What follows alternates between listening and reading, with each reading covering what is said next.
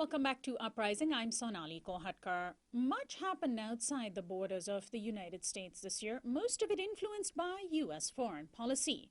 The United States launched a war against the Islamic State in northern Iraq and Syria as the civil war in Syria raged on. A brutal Israeli war on Gaza crippled an already devastated occupied territory.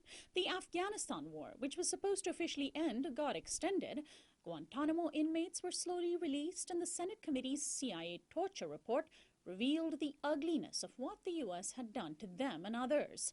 Malala Yousafzai became the youngest Nobel Peace Prize winner, and in her native Pakistan, an armed attack on a school left over 100 children dead.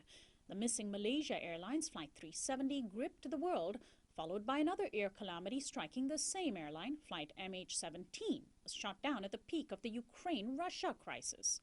Iran's nuclear talks started and then stopped, and Egypt's counter-revolution was marked by Hosni Mubarak's acquittal.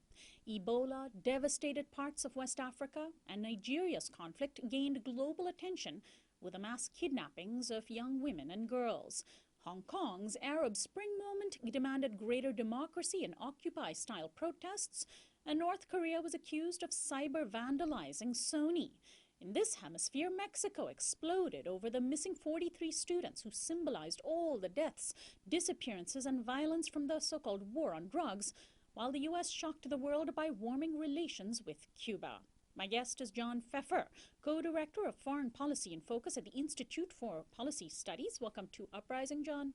Thanks for having me on the show, Sonali. Now, I think the biggest story of the year in the foreign policy realm was the U.S. war on the Islamic State. Since this summer, the U.S. has carried out regular airstrikes, spent over $1 billion fighting the group. Do you agree that is the biggest story, and do you see any likelihood of the U.S. actually winning such a fight? Well, it's certainly the biggest story in terms of what the Obama administration is facing as challenges. I think, the Obama administration came to office in its first term promising to end the war in Iraq, and now it is being confronted once again with a very similar kind of war, very similar kind of situation, and probably it did not anticipate it would have a very similar kind of response. So I would have to say, at least from the Obama administration's point of view, this was the biggest story.